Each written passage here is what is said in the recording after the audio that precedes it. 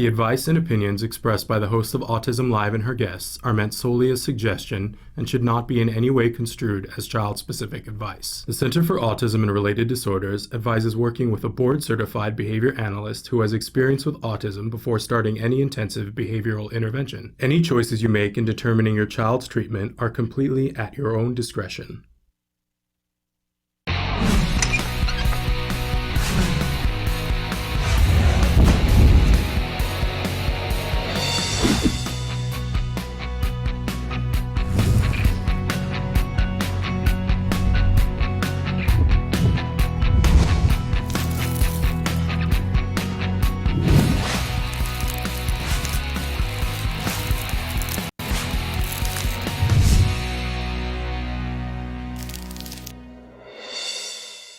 And welcome to Autism Live. I'm Shannon Penrod. We're webcasting to you live from the Center for Autism and Related Disorders headquarters in Tarzana, California. Welcome, welcome, welcome. It's Tuesday, and this week it's the only day we're doing a show here live at Autism Live. Now, you might ask yourself, why is that? Is it a national holiday? What's happening? And I want you to know that it's, and we're going to be talking about this a little bit throughout the next 2 hours, but my son is turning 11, the double hockey sticks. He's turning 11, and I don't know how you guys feel about this, but I feel like it's a really, especially for our kids, after everything that we've been through, it's important to celebrate in a big way. So I am taking a couple of days to be with my child and take him to do some fun things, and I'll report back to you about what we do on Tuesday because it's still in flux what exactly is happening. Although tomorrow night he is in his play at school, which will be very exciting. And then we don't know what we're doing for the rest of the birthday. We have some plans that might involve like some Lego bricks. That's all I'm gonna say, right? But I do think that it's important every once in a while to stop and smell the roses, right? And I really enjoy being able to do that with him around his birthday because we kind of bump everything up every birthday. We are going to talk about that later. But that's why we're not here for the rest of the week. And it's a big bummer in a lot of ways because I really enjoy the things that we have on a Wednesday and Thursday, but we'll have them next week and life will go on, right? But we are going to talk about autism from a 360-degree perspective for the next 2 hours. We're going to jam a week's worth into just a couple of hours here. So got a big show for you. We've got a lot of questions that came in on the live feature. We've got some news stories and we've got a remarkable guest. So all that's going to be happening in the next 2 hours, but I want you to know that the whole thing is interactive. We want you to participate. We want you to be a part of this conversation. We want you to steer the conversation, quite honestly.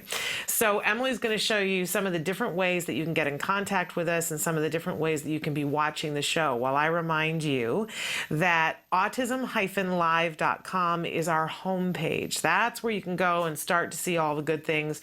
Please, please, please, while you're there, make sure that you click on, they're on the bulletin board there. There's a thing that says sign up for our free newsletter. Not only will you get a one-page free newsletter on the first day of the month that tells you a little bit about some things that are going on and gives you some clips to some behind-the-scenes things that happened in the last couple of months, but it's also going to give you an opportunity in the coming months to save some dinero. We love to save money, right? We're working on, I said to you a couple of months ago that it's really important for us. We want to stay here. We want to be free. We want to be free to you. We want to provide you with information, and we want you to be able to find that information on the web anytime, day or night, and we want it to be free to you. But because I don't want this to turn into a subscription-based thing where you have to subscribe and pay a monthly fee to be able to see us, right? I think it's important for us to come to you and have it be free. But somebody has to pick up the tab, right? There is a tab. And so we're working with some sponsors who want to be able to give you coupons and things. So sign up for that newsletter and forward it to people. That's what's going to help us out right now to be able to stay free to you and save you money. I love it. I get very excited about it. Okay, because you know, part of my mantra is let's save money and time. So anyway, I digress greatly. Sign up for the newsletter, but if you go to autism-live.com, you can also watch the live show or a recently recorded live show. You'll see a desktop. There's a computer screen there. There is a triangle on the computer screen. Click on it and you can be watching the live show or, as I said, the most recently recorded live show. If you want to cycle back through some some of the old shows that we've done and you don't want to have to go to the YouTube page or iTunes, you don't have to. You can stay right on that page. On the upper hand corner, there is a little playlist button. Click on that, and then you can pick which show that you want to watch. Ah, did you know about that? Then to the other side, we have all these features. We don't always talk about them. To the other side of that computer screen, there are a couple of white boxes. This is your opportunity to interact. This is how we have a global conversation. Really want you to participate in whatever way you're comfortable, but this is an easy way to do it. It's free. You don't have to log in. Nobody knows who you are, so you have total anonymity. Put your cursor in that little box that says your question, whatever you want to say. Even if you need a place to vent, put it there. Tell us what you got going on. I don't know who you are unless you tell me. And if you tell me, that's great. I don't share it with the audience at home. But you don't have to tell me if you don't want to either. Sometimes you just need to say something. I started blogging way back in the beginning of autism because I needed a place to say, I'm pissed. I didn't say that. I was ticked off. Hope no kids are watching. And I needed to work through that, right? I'm no longer in that space, but it was because I did the work. So in any case, you can use that here. Send it to us. I'll see it. And, if it's appropriate language, I can share or not share. But, you don't have to be in this alone is my point. And if you ask a question of our experts, we're happy to share that. If you have suggestions, oh my goodness, don't we just love that? All right, so please participate. That is the name of the game here. Participate, be a part of the conversation. Tell us what you need. I always like to remind you at the start of the show that while we have a great many experts who will visit and be a part of this show, I'm not an expert. Quite frankly, I'm a parent and a former teacher. My son was diagnosed with autism, so I have a passion here. I know what it's like to be standing in a room and saying, I don't know what I'm going to do. I don't know what to do. I don't know who to call. I don't know what's available. How does one find that out? And we're trying to be as big of a resource as we can be to help you get hooked up with that information so that you're not standing in that room alone. And we don't have all the answers, right? But we have a passion for looking up the answers. So if you have a question, write to us, give us as much specific information as you want to, and we'll do some legwork. Sometimes we can answer right here in this moment, but sometimes we need to do some legwork. And I gotta say, that's very exciting to me. If I can save you 5 minutes and $5, man, it lifts me up. It really does, and I feel like I'm paying it forward. So put me to work. It doesn't cost you a thing. Put me to work for you for free. Okay. We do like to start the show with something that we fondly refer to as the jargon of the day. This is when we take on one word, one phrase, one acronym, and we try to figure out just what in the heck are they talking about and what does this have to do with our lives. I saw, those e-cards that are on Facebook all the time. I saw a great one the other day that's just for board certified behavior analysts that was it was nothing but jargon. And I got to be honest, about half of it I still didn't understand. How far into, but half of it I did understand, right? Glass half full. So people use these terms and we don't want to go too far down the rabbit hole, but we need to understand what they're saying so that we know what to do, right? Okay, so today's jargon is one of those terms that just really, I go, what? Why do we use that? But it's good to at least know what it is and understand so that when you hear it, and you will, this is one you don't need to make sure that you're saying, but you want to understand what it is. So the term is SD. And, the first time I heard it, I don't know why, I heard like a T in the middle and I thought they were talking about something entirely different. Not what we're talking about, okay? So what are we talking about? Let's take a look at what our actual definition is. SD, which stands for discriminative stimulus, right? So you think to yourself, okay, if it's discriminative stimulus, then why is it a big S with a little d? I don't know. And you know what? I don't think any of us really care all that much if we're not BCBAs, right? But what does it mean and what does it stand for? And our definition is a circumstance or action that precedes reinforcement. Say, what? I understand all those words, but what does that actually mean? So let's go to our working definition. Discriminative stimulus, it's what you say or do to get the child to do the desired response. So the SD, let's say that I want the child to stand up. And so how do I go about getting the child to stand up? In that case, I'm probably going to say to the child, stand up, and then the child stands up. So the SD was saying stand up. In other cases, it might be me, pointing to something to get a child to do something, or putting something in front of the child. But it's whatever you do or say to get the child to do the desired response. So when we think of, I was just talking about this last night, that when the first time I had to go to a parent training for ABA, it was 16 hours.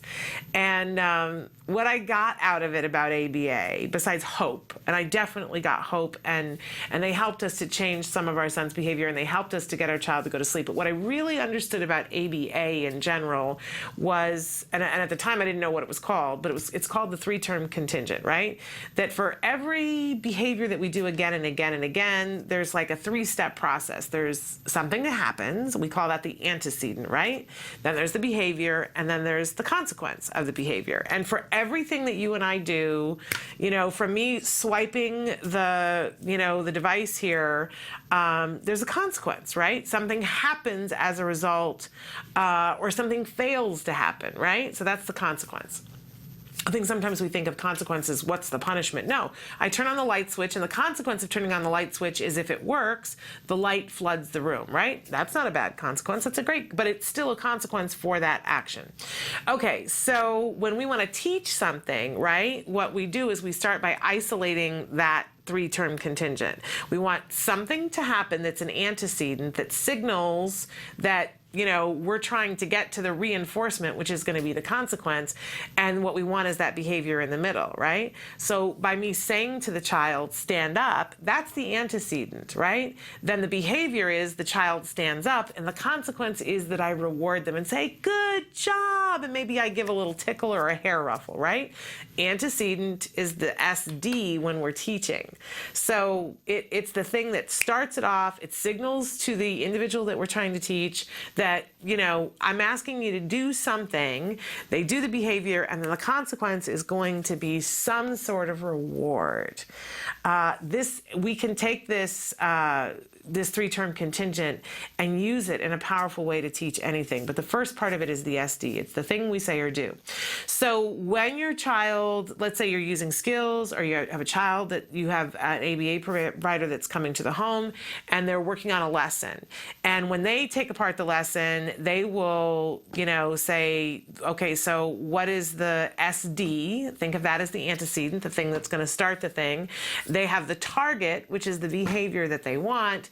And the consequence is the reinforcement. Ooh, does that all start to make sense? It may not. It took me years, years to be able to understand, oh, that's what we're doing. But when you hear SD, just remember, it's what you say or do to get the child or the individual to do the desired response. In my life, I still, at this point, don't say, what's the SD? I say, what are we saying or doing to get them to do that? Right? But it's the discriminative stimulus, the big S and the little D, the little capital D. Makes no sense to me, but I know it's important whenever I'm trying to teach something. Okay, moving on. We always have a question of the day for you. Today's no different, and I want to know today, how do you celebrate? What do you do? When I think back to when my son was turning 6 years old, and so that would have been, I'm trying to think. I think it must have been when he was turning 7. But every year, it seems, because my son's birthday is this week in the year, it's always at the end of the school year. And there's a lot to celebrate around that time of year. And, I don't believe that it's essential for every year for a child to have a big birthday party, right? When I was a kid, we didn't do that. You got like 1 or 2 birthday parties before you were out the door. And people tend to have a lot of birthday parties.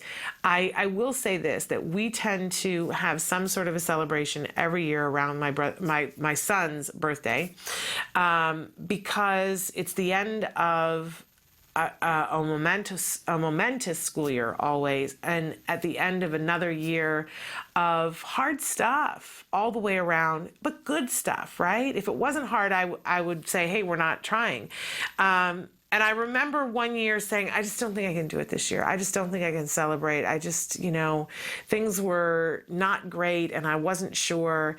And we decided to get together and invite friends. And I remember somebody took a picture and they put it on Facebook. And I remember looking at it and thinking to myself, I bet that in a couple of years, I won't remember what was hard about this year, but I will remember that moment being with friends, celebrating and taking that picture. And can I tell you, that's the absolute truth. I remember thinking, I don't want to have this party because things have been so hard, things have been so rough. I just can't remember what it was.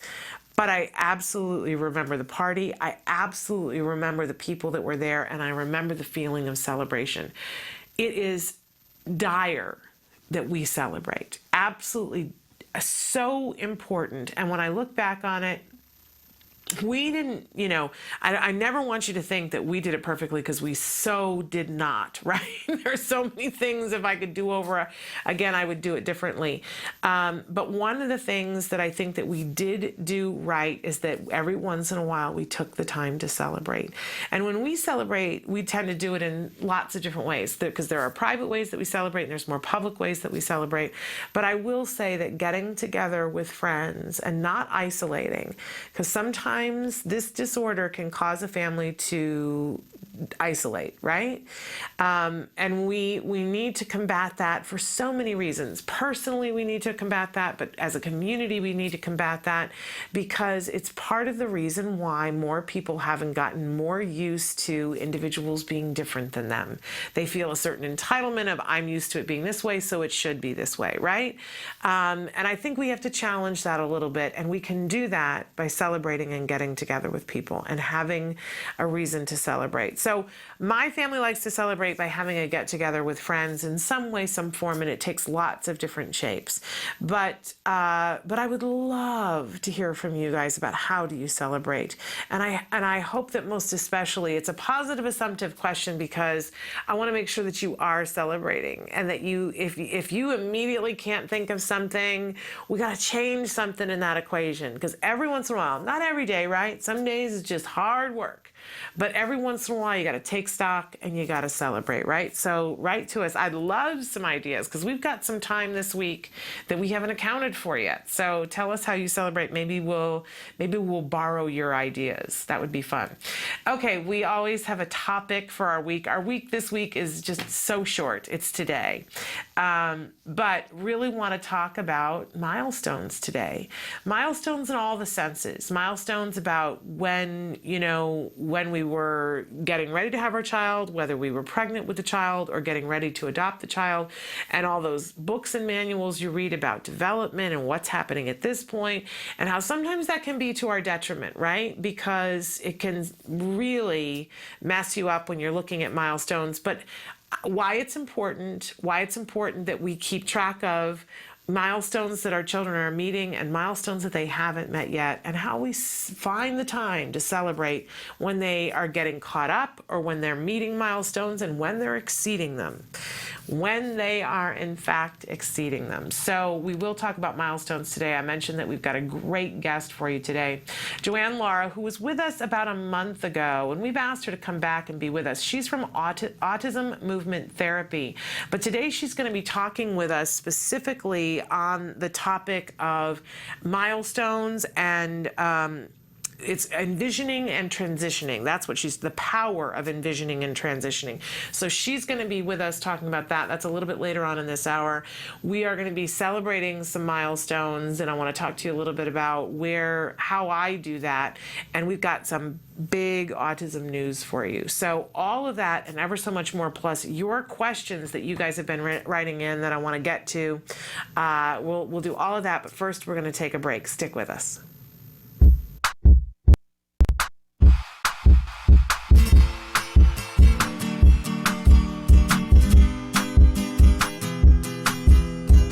Welcome back to Smarty. Today I have a special guest with me. What the heck? She's missing! Here I am! And what's your name? Mackenzie. And what are we doing today? Making sidewalk paint. And how do we do that? I have no idea. So, the materials we'll be needing are 2 cups of cornstarch, 1 cup of cold water, 4.5 cups of boiling water. Be careful. A mixing bowl, a spoon, sparkle, and food coloring. So, the first step we're gonna do is we're gonna take our 2 cups of cornstarch and put it in the big bowl. Yes. Can you do that for me? Yes. Thank you. Sorry. It's alright, I'll help you. Step 2, you're gonna put the cold water into the bowl. Cold water to the bowl. Good job. Step 3, we're gonna stir it with a big spoon. Good job. You're gonna keep stirring it until it's all the way mixed together. So the next step is adding the boiling water. That's a little dangerous for her, so I'll be doing it myself, 1 cup at a time, stirring it together. You gonna keep an eye on me? Yes.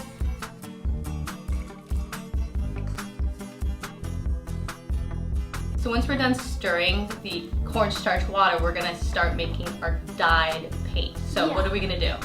We're gonna put in the dye, Okay. and we're gonna put in the sparkles. All right, let's do it. I'll move this out of the way. All right, it's all you, Mackenzie. So the more food coloring you use, the brighter it's gonna be. Ooh.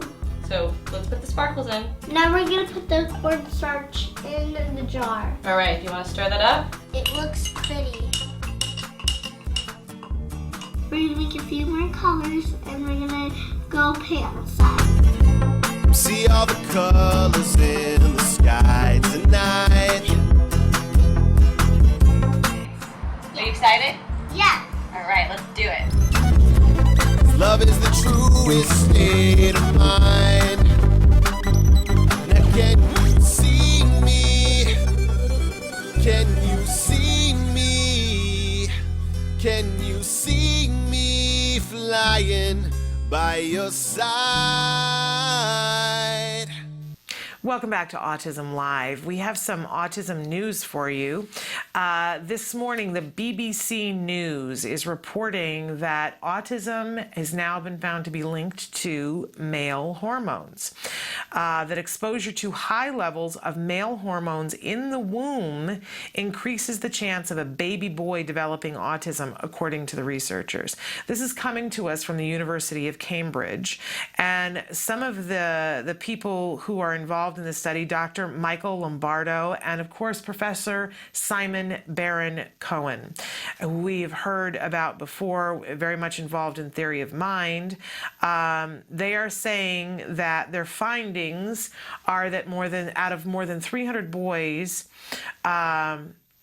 that for more than 300 boys, the help to unravel the cause of autism, a condition that affects both sexes, that it's far more common in males. They're saying that this does not mean that a prenatal test for autism is near, nor will it necessarily be possible to stop autism by blocking the hormones. But the hormones in question, testosterone and 3 other steroid hormones, were important for fetal development, which meant it could be risky to block them. And this is reported in the journal Molecular Psychiatry. The findings did pinpoint an important window in fetal development when autism might be triggered. Very interesting. So again, the authors of the study, Dr. Michael Lombardo and Professor Simon Baron-Cohen, they looked at stored samples of amniotic fluid, and that is the fluid that, of course, inside the womb surrounds the baby, to see if there was anything about that early development that might explain the risk for autism. They found that 128 boys who later went on to develop autism, the level of steroid hormone in the amniotic fluid that they were in was significantly higher. In comparison, far lower levels of the steroid hormone were detected in the corresponding amniotic fluid for the children who did not go on to develop autism. Very interesting. And so Professor Baron Cohen said this is one of the earliest non-genetic biomarkers that has been identified in children who go on to develop autism. We previously knew that elevated prenatal testosterone is associated with slower social and language development, better attention to detail, and more autistic traits. Now, for the first time, we have also shown that these steroid hormones are elevated in children clinically diagnosed with autism. Very, very important.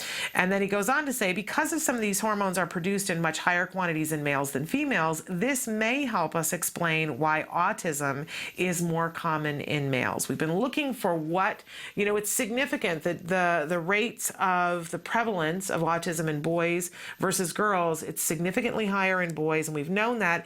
And as the rate of autism has gone up, the disparity between girls and boys has stayed relatively the same. So for years, people have looked at that and said, okay, what is it that's happening there?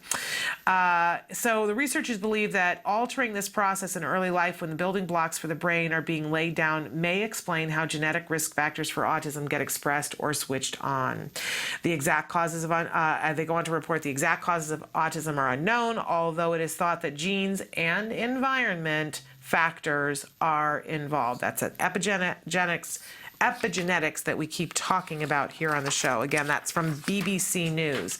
Then Science News is reporting this week that there is a study that provides a formula for predicting the effects of autism-linked genes. Excuse me. And this was reported in a study was reported in Nature Genetics. It says this study provides new insights into unique ways genetic risk factors for autism are expressed in the brain. This comes from Robert Ring. He is Autism Speak's Chief Science Officer. This knowledge helps us to lay down a foundation for turning genetic disorders into diagnostic tests that will detect autism earlier and open the doors to future personalization of medical and behavioral interventions for autism. They're hoping to devise a genetic formula that promises to improve the accuracy of early screening for autism and speed the identification of biological targets for future treatments.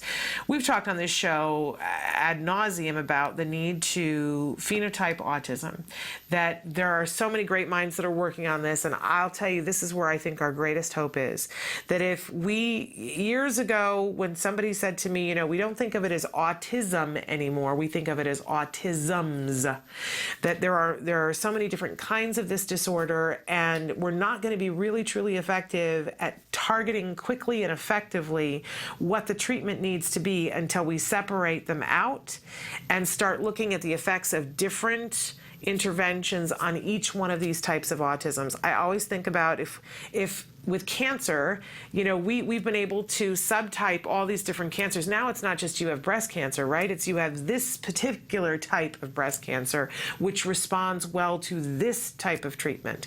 And this one responds to something different. We're not looking at it as vanilla anymore. There are all these different subtypes, and that's why they're being so effective. We are on a path, ladies and gentlemen, with autism to do the same exact thing. So love this. And this study was funded, it was co-funded by Autism Speaks, and we're hoping that we hear more about this. So again, a formula for predicting the effects of autism-linked genes so that they can biomark and get more effective treatment for this specific type of autism. And then our last story today, we were really hoping to get somebody from the Autism Research Institute to be with us today to talk about this, but they're not available, and it's the only show we're doing this week. So this weekend, ARI, Autism Research Institute, is going to be holding an event because they're premiering a film called Autism and Trauma. Very interesting, and it is produced by Dr. Valerie Paradis, and she is the executive director of AGI, which is the Autism Global Initiative, and also is very involved with ARI, the Autism Research Institute. This is going to be happening in Colorado. The film features adults with autism as they discuss the effects of trauma in childhood and their survivorship stories as adults. And you know, it's very interesting that they note here that many people with autism experience trauma and are bullied at schools or as adults are harassed at the workplace or in public, often leading them down the difficult path of developing other disorders such as post-traumatic stress disorder. So very interesting film. I would love to be in Colorado to screen this, but again, it's called Autism and Trauma. If you are going to be in Aurora, Colorado this week, they're screening the film on Friday. You can go to ARI and get more information about it. Really, really remarkable. I can't wait to hear more about it. There's a great deal more written about it, but they are partnering with JFK Partners. JFK Partners is Colorado University Center for Excellence in Developmental Disabilities. It's an interdepartmental program for departments of pediatrics and psychiatry. It has been a program at the Colorado University School of Medicine since 1965. And that program provides interdisciplinary education, clinical service, research, technical assistance, community collaboration, and dissemination programs through funding from the Maternal Child Health Bureau, LEND, Administration on Intellectual and Developmental Disabilities, AIDD, and a state of Colorado line item allocation and numerous federal grants and state contracts. So again, the film is Autism and Trauma. It will be shown at the Anschutz Medical Campus at 6 p.m. this Friday, June 6th, 2014. It's in room 1102 in Education 2 South, or you can go to www.jfkpartners.org for more information. The film is open to the public, and if you want more information about Autism Global Initiative, that can be found at their website, and go to Frequently Asked Questions. Again, autismglobalinitiative.org. All right. We wish them well. Sounds like a great film, something that we all would like to see at some point when they open it to a wider audience. We're going to take a break. We're going to come back with some of the questions that you guys have written in over the weekend. Stick with us. Hi, Lisa Ackerman back with Talk of Facts. Questions, real life questions and answers for the autism journey. Oh, are you ready for this one? Talk to me about puberty. So what I would recommend is, first and foremost, is the kids that have done the therapeutics, the medical, and the dietary allergen removal interventions tend to have an easier time at puberty. Seizures are really common for children on the spectrum, more than neurotypical populations, and they're especially most common right at or about puberty time. So it's extremely important, even if you have a 10-year-old, that you've already done an EEG, that you consider before they go through puberty to get a second EEG done. Just because you have one clean EEG with no abnormal brain activity or seizure activity, you need to do another one prior to puberty. That's one of the most common calls we get with teens on the spectrum, is they are often experiencing a seizure for what their family thinks is the first time. And the third thing is, you're gonna have a teenager, so you're really gonna have to kick it up a notch on those life skills, social skills, and getting your kid ready to be that teenager they need to be. So if you're doing that baby thing, and I know you are, where you're maybe making their lunches or helping them with laundry, we need to start bouncing some chores over to those kids. And we also need to increase social environments where they can be successful. So think about it. We've got 3 really important things that we need to look at. Puberty is a very serious issue, and we take it very seriously. So make sure you have all of your therapeutics, medical, and dietary interventions in place. Consider to do another 24-hour EEG with your physician prior to puberty. And the third most important thing, get ready to raise the bar. Your job is to really get them ready for life. And I know you can do it. Welcome back to Autism Live. I want to address some of the questions you guys wrote in over the weekend. The first one is for Dr. Jonathan Tarbox, who, excuse me, we're not doing a show this Thursday, and I feel confident that I know a little bit about what you're talking about, but we will also ask him eventually, but I don't want you to wait 2 weeks. So, hi, Dr. Jonathan Tarbox. My son is just starting ABA, and he's 4 years old. He turned 4 a few months ago. According to the CARD website, the prime time for recovery is before the age of 4, with ABA starting before the age of 4 and for 40 hours. I still feel he will recover even though he is not playing with kids consistently or conversational yet. His other challenges are attending to task, attention, and his language is behind. He is very compliant at school and does not have any disruptive behavior. He just has difficulty staying on task. He also has low muscle tone that decreases his energy at school. At home, he's doing great though, and he is getting out of the fog that he was in. What does the research say about starting after the age of 4 in terms of recovery? He only has 15 hours of ABA, but I'm pushing for at least 25 since this is all they are saying I can get. He has 3 hours of OT and 2 hours of speech therapy. Thank you for your response.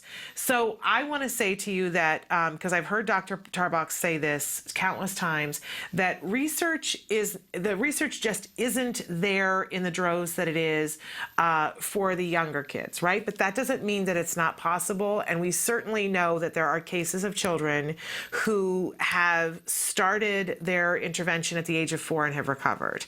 So, they're not unicorns, right? They exist.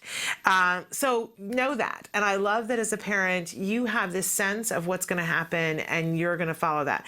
What I can hear in my head, every BCBA that I know, that the caution thing for them is that in this window of time, and really they've lengthened the window about that it's essential that you really start intensive ABA before like 5, usually most of them say. So, but that even if your child is 6 or your child is 7, what is important is that you're getting enough ABA. And before 5, until they are in school, and even, if you can push back till they're 6, really what happens at 6 is that legally they have to spend a certain amount of time in academic pursuits, right? Whether you're homeschooling them or they're going to a school, whatever, there's a certain amount of their day that's taken out that we can use ABA techniques during those hours, but we can't get in there. We're behind enough. We can't get in there enough to guarantee that, you're in a solid window where it's a possibility. But at 4, you're there, you're right there, but you're not. You're not there at 15 hours. And I hear you saying that you're going to get it to 25, and I love that, and I'm going to tell you, you're going to have to do more than that. In my humble opinion, having heard all the experts that I've heard, you're going to have to do more than that. Now, it may be that you get 25 hours worth of funding and you piecemeal this together like a quilt. It's okay. We've had other families that have done that, been very successful, had recovery, okay? So let's say that you've got 15 hours right now and you're fighting for those 25 hours. Don't wait to start supplementing until you get to the 25. You can get something like Skills, which is an online curriculum, and you can be training yourself with something like IBT. Learn these things, get some volunteers if you need to.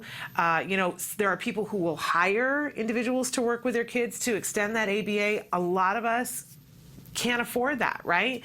But we've had countless people tell us that they have gotten volunteers either through a sorority, a fraternity that's close by, through their church, through an organization like a Rotary Club. Find a group of people who really want to be a part of something miraculous, something really incredible, and train them. And you have ways that you can train them. You can use your IBT to train an entire staff I just a couple of weeks ago spoke to, we show a clip on here about Maddie, a little girl who her parents were trying to work with her at home, didn't have an ABA provider close by, were trying to invent their own curriculum. And then they went to a talk. Dr. Jonathan Tarbox was speaking, and he was telling them about skills, and that family started using skills, and their child is, it's the R word, whichever R word that you want to use. Some people use recovery. Their doctor is calling it remission, but she does not qualify for an autism diagnosis anymore. That's the important thing. At this moment in time, she does not qualify for an autism diagnosis because they got her caught up. But if they had said, well, we don't have an ABA provider, we don't have funding for an ABA provider, we're not going to do anything, it is my firm belief, and I've heard from them that they believe that also, that this would not be the case today, that the R word. So I want to encourage you, do what you have to do. 25 hours, I just don't feel like you're just like inching into the window at that point. And who wants to do that? You have the ability. It's a lot of hard work. Don't let me, make it sound like it's not. But you have the ability now. The tools are there that you could spend another 10 to 15 hours with volunteers a week and get yourself all the way in that window. Why be on the windowsill? Let's get in the window, right? So I want to encourage you to do that. But he's 4. You absolutely have every right to think that you can have an amazing outcome. But the key thing here, I think at 4 is not his age, it's the number of hours. So try to get that up, and if you need help and support, you have questions, write back, okay? Another person wants to know, hello, any ideas for portable music listening for an adult on the spectrum that does not like wearing headphones or earbuds? My son enjoys music while pacing around the yard and on buses. Right now, he just holds my phone close to his ear. Thanks a lot. Okay, so my question for you is, you said he doesn't like to wear headphones, but a lot of times what I see now, what's cool, what's hip, what's with all the kids, is they have those, headphones, and none of them put them on their ears. They all wear them around their neck. So you said that he's willing to listen to the phone if it's not quite up to his ear. Can he, and some of the headphone things that they have, they're like necklaces that they don't even have the big cushy things, but it will play music up. So I'm wondering if he can, and if you're watching in this moment in time, I don't know when over the weekend you wrote that in, but will he wear something around his neck? And some of them are smaller and they come in all different colors. Some of them are rudely expensive. I don't think you have to get the rudely expensive, right? Knockoffs are, as long as it works for him, but maybe take a trip to the store and see. But what I see the kids doing is that they play their music so loud anyway that I appreciate the fact that, they're not taking their eardrums out. They've got it around so they can hear it. And, we can hear it around them too, but I could hear it when they had it up around their ears and were hurting their ears. So, write back to us and tell us if you've tried that, and if not, I'll brainstorm some other things. But there are many different. The other thing that comes to mind is, they have those little mighty speakers that you can hook up to anything, a phone, and sometimes they hook up wirelessly, and they're just itty bitty. Like I think they even collapse. I don't think they'd let you do that on the bus, but for walking around the backyard, you could even put one of those on a chain, and wear that as a necklace if that does it for him. But write back to us and let us know if he'll do the headphones around the neck, because that's, that is the trend right now. That is what all the kids are doing. He'd fit right in. Nobody would think anything of it. Okay, so, and then we've got one more question down here. Yes. No, we got a couple. Have the hosts of this channel investigated cure stories that have come from families utilizing the GAPS, Gut and Psychology Syndrome Diet Health book? There have been a large number of testimonies that children who experience healing of Candida and any resulting leaky gut syndrome have been able to reverse most to all of their autism-related development issues. Hippocrates himself said all disease begins in the gut. Could the GI thus not also be the root of the solution to healing we seek for our children on the autism spectrum? Yes, I want to say to you that I have been spending quite a bit of time of late with the Gut and Psychology Syndrome book. I have not, I do not have the wherewithal to go and investigate the different stories that have come out of it, but I certainly have heard from many, many parents talking about the benefits of when they have healed their child's gut. We actually had Natasha Campbell McBride, I had to think what her last name, the author of the Gut and Psychology Syndrome, on the show not too long ago. Now, I like to be very specific, because at one point when she was on, she mentioned, that kids have, it was her word, that kids have recovered, because I know that a lot of you get so annoyed when I use that word, but I need to say it because that's what she said. Recovered, they lost their symptoms associated with autism. I just want to be clear, and I was clear afterwards, that the thing is that we have a set of symptoms that is autism, right? In the set of symptoms that is autism, there is nothing about gut pain. But a lot of times, and we've had countless studies recently that we've covered on the show and that have been in the press about the fact that they are seeing that there is a link between gut issues. There are far more kids on the spectrum having gut issue problems than typical kids. So we see that there is something going on there, right? And anybody who has been the parent of a child with gut issues, it's debilitating, right? But it isn't a symptom of autism. And when we remove the symptoms of gut issues, what we see is that the autism symptoms are sometimes significantly better, because who can concentrate when you are in excruciating pain in your intestine, right? Who could really get to the point where they could learn? And I have experienced this, it makes you foggy. So we have seen, and people have reported countless times, that clearing up the gut issues can make some of the symptoms of autism go away. Or greatly, greatly diminished. This is what's reported, and it's being reported in droves, right?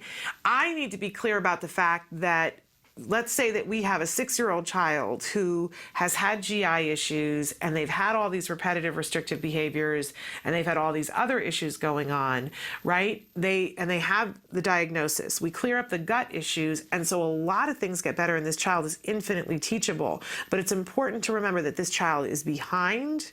They still need therapies to get them caught up. Otherwise, they're not going to be successful, right? They have to get the point that I made was, if you don't understand trigonometry, eating or not eating a croissant is not going to make you understand trigonometry, right? Maybe if you're allergic to a croissant and you don't eat it for a period of time, you will be more prepared to learn trigonometry, right? So that when you're being taught trigonometry, you will then be able to understand it, right? But we can't just say, let's feed him or not feed him a croissant and he'll get trigonometry. That logic doesn't follow.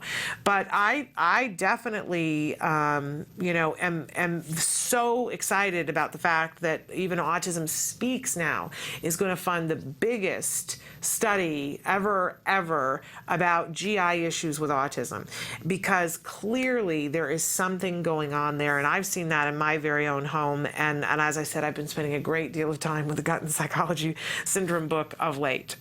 So I will caution everybody that it is not an easy diet.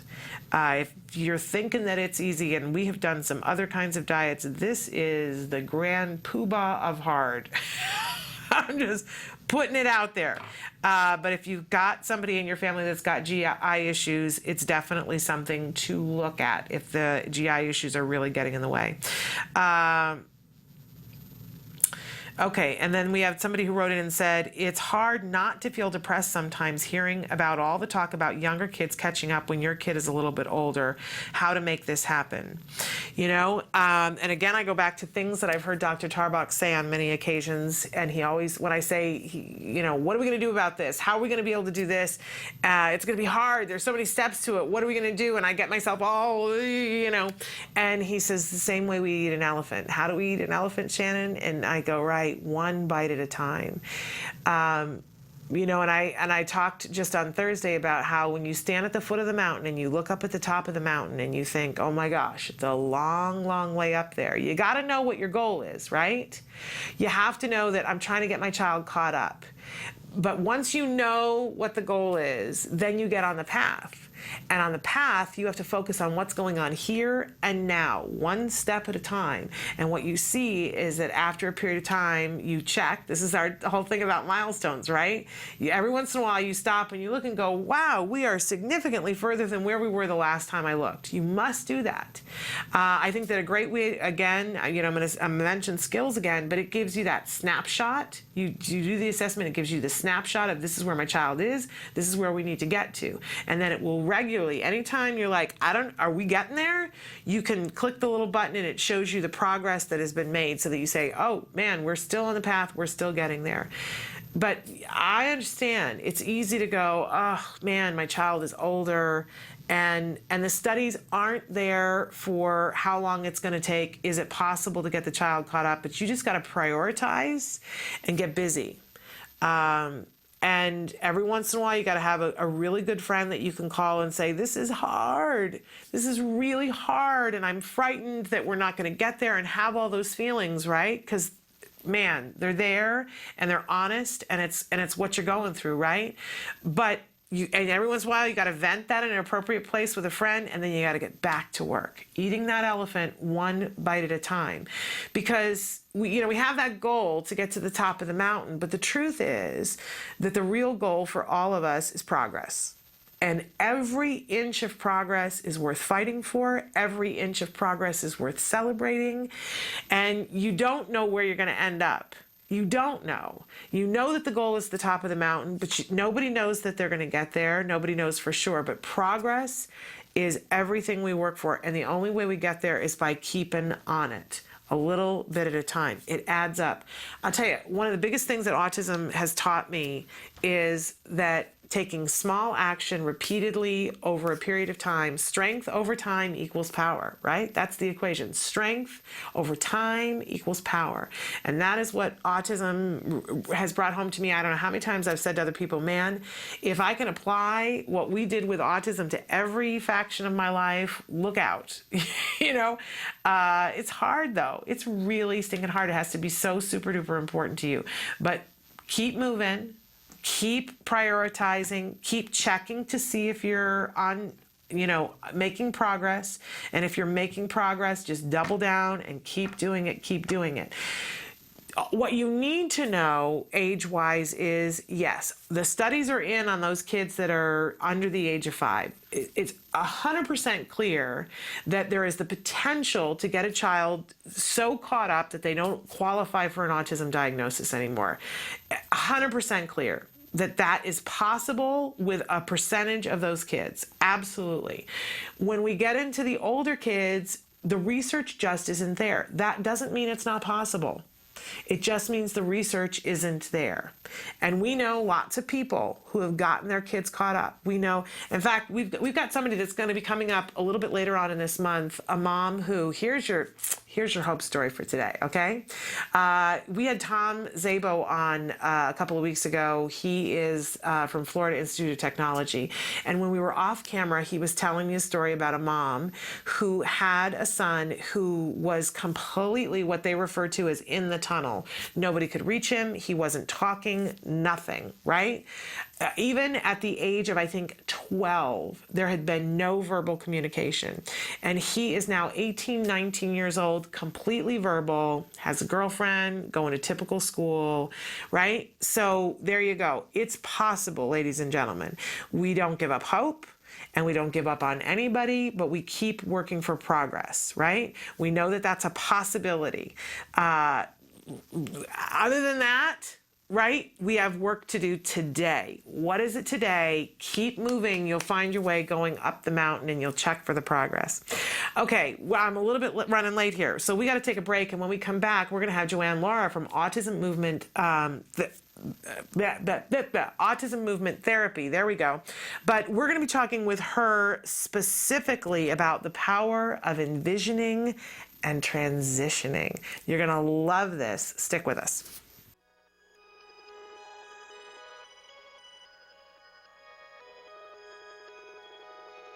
When Maddie was diagnosed, I'll be honest, I was very ignorant on what autism was. I knew that autism was basically something that hit boys at the age of 2 to 3. They shut down, and sometimes you think of the typical Rain Man movie.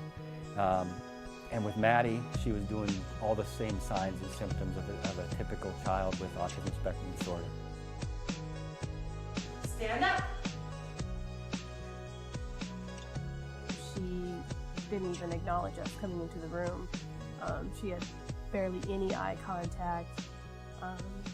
She didn't interact with her sisters. She didn't really do anything. She just basically lined up her toys, and that was about it. We have a team of 7 volunteers, or 8 now. We have 8 volunteers, including my husband and I. And I'm the team leader, and so I do all the curriculum and get everything ready each week. Jana was downstairs until 11 o'clock at night working on curriculum, going through 2 different textbooks. And then we, as a group, meet on Monday nights, and we would go through what the curriculum was from Jana. And a lot of times we would go, well, how exactly do you do that? How do you sit her at the table and do this trial base? What Skills has done for us, it's taken that away from Jana trying to figure out the curriculum for one. She can go down, or even our laptop, and she can sit down, and through all these questions, it comes up with the different programs. At least for me, it was a relief off my shoulders. I was worried that I might be missing something, missing a curriculum that maybe she needs to know, where Skills, they have every possible thing your child needs to know from 0 to 7. They have a program for that. What noise is this? Good job! Every program that we did with her, I knew it was specific for what she needed to learn. Because before Skills, it was a lot of, okay, well, is that really age appropriate for a 2-year-old? You know, because it's not generalized. It's anywhere from 0 to 7. This is what your child needs to know. In most manuals, you'll find. But for this, okay, yep, she should be learning this. And no, she's not 4 yet. She doesn't need to know that yet. We are so fortunate that Jana was able to attend a conference put on by CARD that opened the door for Skills, and that there's no looking back for us. We started using the program in November, and it seemed like by January something just clicked, and she has completely kind of came out of her fog that she was in for quite a while. I have never read a documented case on any child that has not benefited anything from applied behavior analysis, and now with this new Skills and being, you know, like the E version of ABA, I can't imagine it doing anything harmful to their child. It's nothing but exponential growth for us. To see her now, it just blows us away. I mean, we call her our little miracle child because in 7 months' time, she has just blossomed into this normal, functioning child, and suddenly, we joke about it all the time, like suddenly we have twins. If you're even thinking about doing it, do it. Because the absolute worst thing you can do is do nothing at all. And even if you use this program and it's just a single mom or a single dad working in the evenings with their child, this program is going to benefit them. It's going to show you where they are, it's going to show you where they need to go, and it's going to show you what skills and how to get there. It is an online book on how to help recover your child.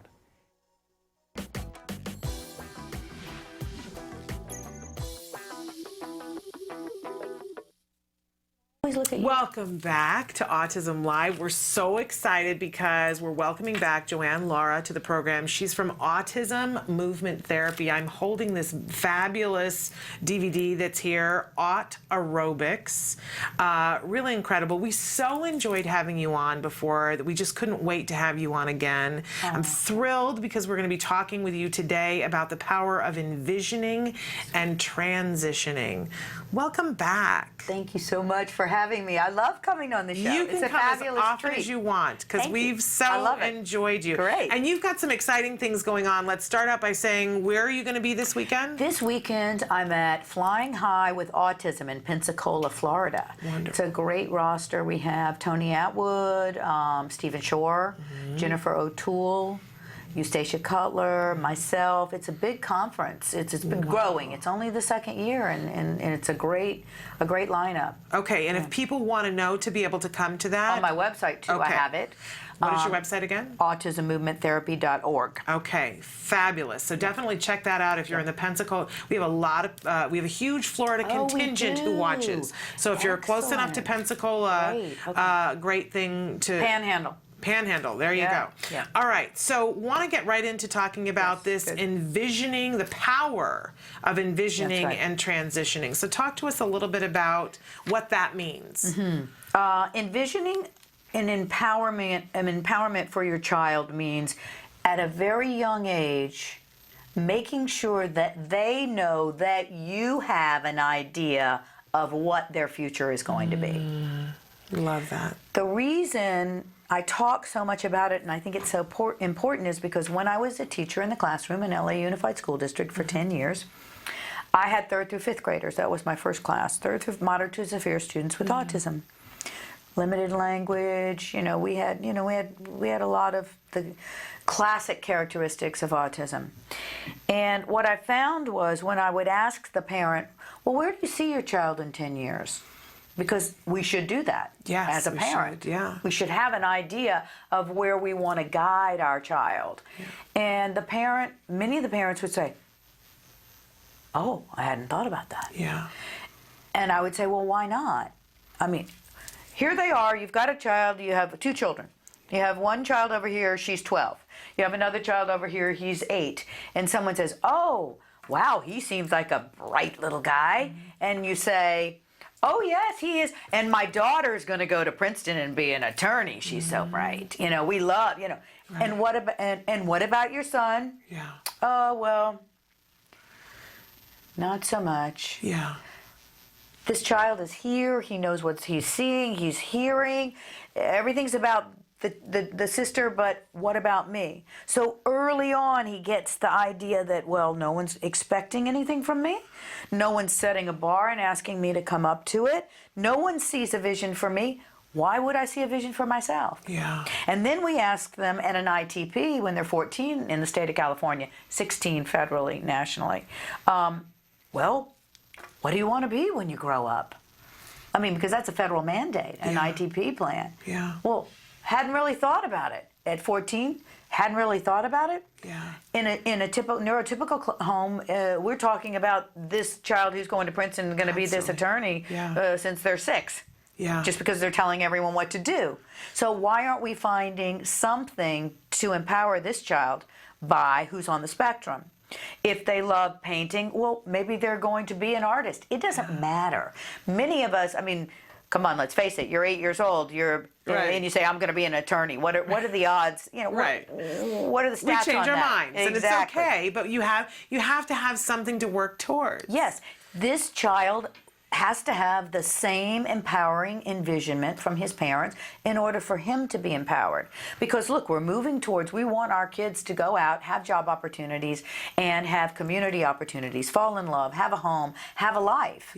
And if we don't, there's something wrong with us. That's what we should want for our children, all of our kids. And do you think that I'm taking this in as a parent, and I'm remembering when my son was diagnosed, and what I felt like was that all of those possibilities got taken away from me.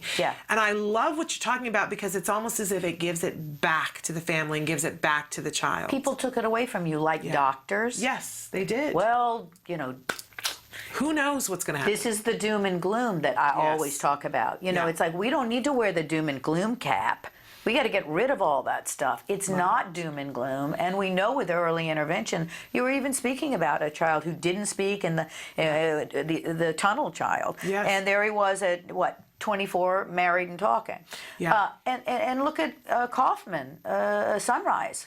He's a perfect example. So we know that with early intervention, many of our children make progress, and they're able to have jobs, fall in love, be married, have a home. And that's what we should see for our children, all of our kids. Because that child is hearing what you're saying. And he's getting the impression that there's nothing for me. There's nothing out there for me. Wow, it's all about, I guess no one has any kind of a hope or envisionment for me. I love this. And it's wrong. It is wrong. And the teacher needs to have a vision for the child. Yeah. The parent needs to have it. The siblings need. We can't continue to sit back and look at autism like doom and gloom, because it's not. Well, and Joanne's got some really great ideas for us of how we make that happen. So let's take a quick break, and then we're going to come back, and she's going to help us to be empowered with some steps to take to make sure that we're taking that vision, which isn't written in stone, but that we're giving that vision some legs so that it can take a walk. So stick with us.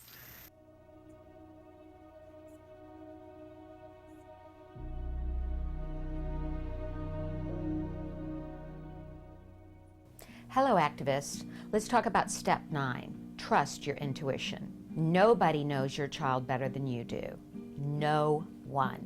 If I had trusted my gut, my intuition, I would have had my son diagnosed 2 years earlier, and he would have started receiving important early intervention 2 years earlier as well. Somehow I let others, people that I thought were experts, convince me to wait and see as the best course of action. It wasn't. If you feel like something's amiss with your child, chances are you are right. How can someone like a doctor or a teacher or someone who has spent limited time with them know what's best for them? You've spent a lifetime with them. You are their best advocate. Trust your gut. It will never steer you wrong. Until next time, keep the faith. Welcome back to Autism Live. So thrilled that our guest right now is Joanne Lara. She is from Autism Movement Therapy. So thrilled to have you back with us. She's talking with us about the power of envisioning and transitioning. And before the break, we were talking about how important it is for parents to have an idea of a vision of what's going to happen for this child as they grow and as they become an adult, because that empowers the child as well. Absolutely. Love that idea. Absolutely. And so we said before the break we were going to come back and talk about steps we can take, action that we can take to put legs on that vision. So help us. Yes, there's actually, I'm not reinventing the wheel on this. There is a method called making action plans, MAPS. And I actually conducted a number of these with my students when I was in the early 2000s in the classroom again in LA Unified School District. You do, what you're doing is you're holding a dinner with all of the family and the support that are the support for the child. People that love him and care about him, teachers, family, maybe siblings, maybe some friends in the neighborhood. And you usually serve food. It's good because we know, breaking bread is a way to bring everyone together, and everyone loves that. Yeah. So you have a dinner first, and then you begin to address some really core issues about the child. And the child is there, which I love. Because we're not talking in an IEP about him and he's in the other room in the classroom. Right. I really believe children should sit in on their IEPs if they're, if they're cognitively able to. Because I think they should be part of their lives. And what people are saying about them. Absolutely. And if there's something they don't like, they should be able to say, I don't agree with that. I do. We need to change a couple of things, the way we do business. So anyway, back to the making action plans. You begin with core questions. Everyone, you take one of these big white poster boards with adhesive on the back, and you have the markers. And the questions are things like, what does he say? His name is Alex. What is Alex great at? Now everyone's going to have their own idea about that. So everyone writes on there, Alex is great at riding his bike and he loves to paint. Somebody else is going to come on and put a dot bullet and say, Alex is a really friendly guy. He cares about children in the neighborhood. Alex is a gardener. Then you go to a next question. What is the nightmare for Alex? You're addressing not only the positive, but some of the negatives that we have to work with, right? So that he'll get up in the middle of the night and run out the street, okay? That he's not going to have friends. That he'll never have a friend, he'll never have a job, he'll never fall in love. These are the core elements of what it is to be successful in our life in this country. And those are the ones that parents take to bed every night. Oh, yes. He's not going to have a friend.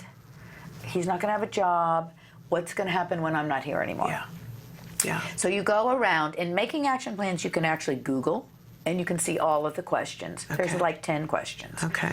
And the child even has a say in it. He puts his things if he's able to, right? Or if he's not able to write, then somebody says, what do you love? What do you think you do great? Yeah. Oh, I'm a good person and I'm a great student. Okay, Right. then you write exactly what he said. Right. Don't change it.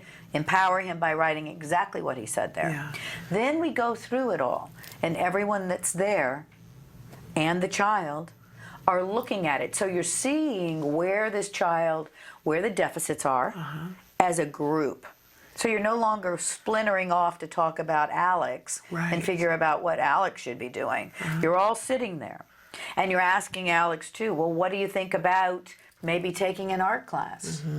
Now, I had a child who there was a split in the family. The grandfather wanted him to be a football player.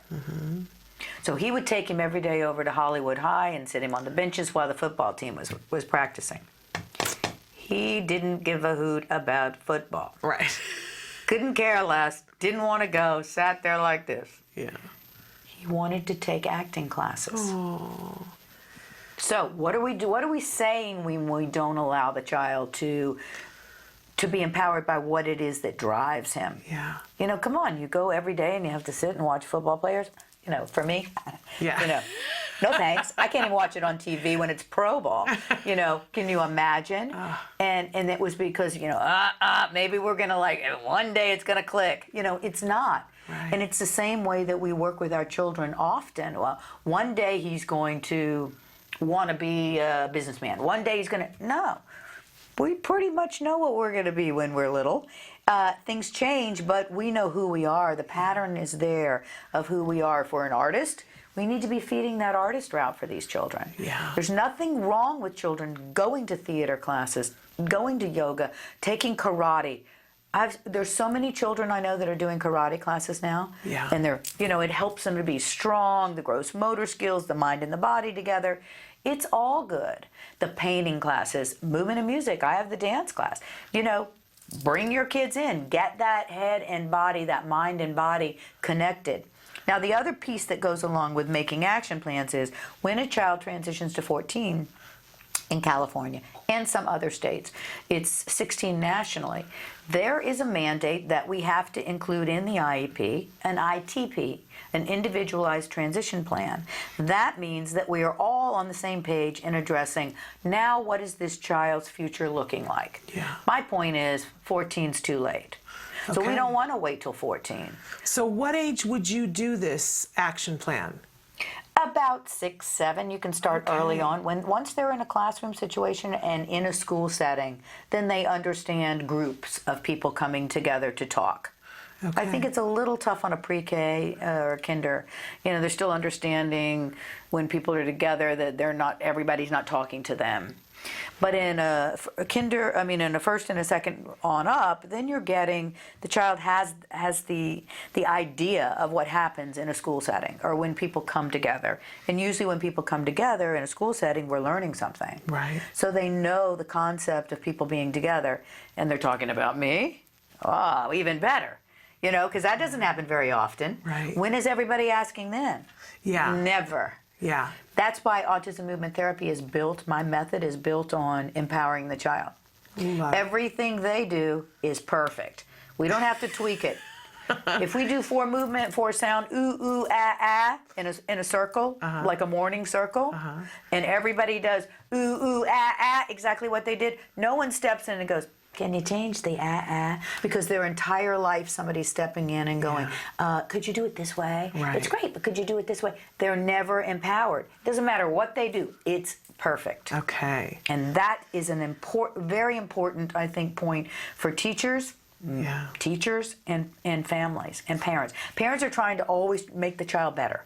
Oh, but if I just tell him this, or if let's up the ante on that. Yeah.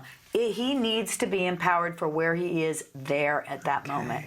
Now.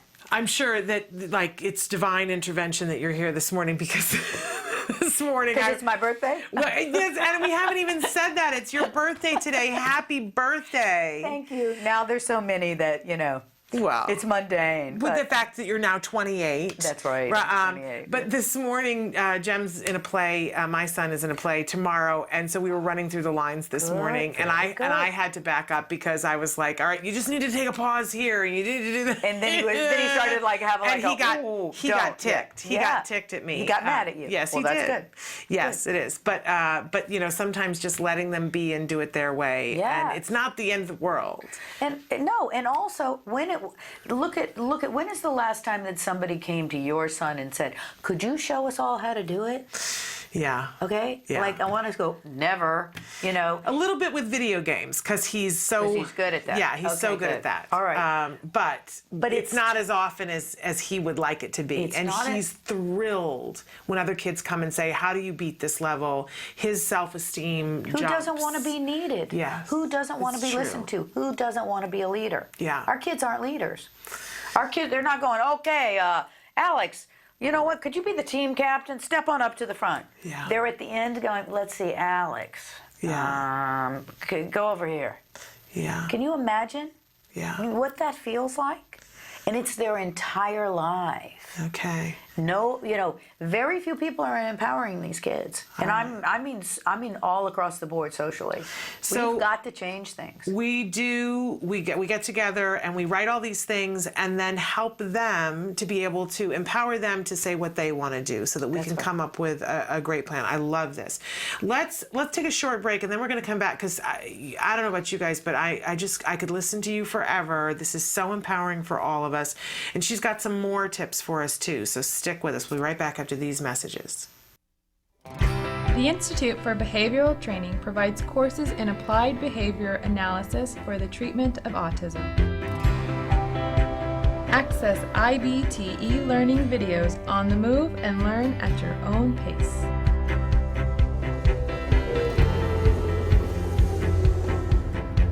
I'm going to talk a little bit about intensity. IBT e-learning makes any location your classroom on the go. So our objectives for today are to really learn what is autism and how is it diagnosed. Get professional guidance with IBT face-to-face training.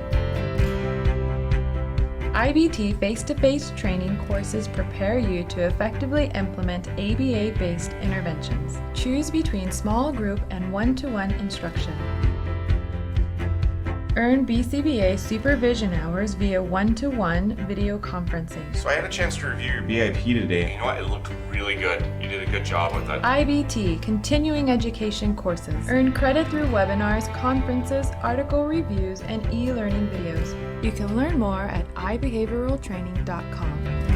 IBT, 360 degrees of ABA training. Welcome back to Autism Live. We're here with Joanne Lara. She is from Autism Movement Therapy, an amazing woman with so much information for all of us. I also want to bring up that she brought this fabulous DVD called Aut Aerobics.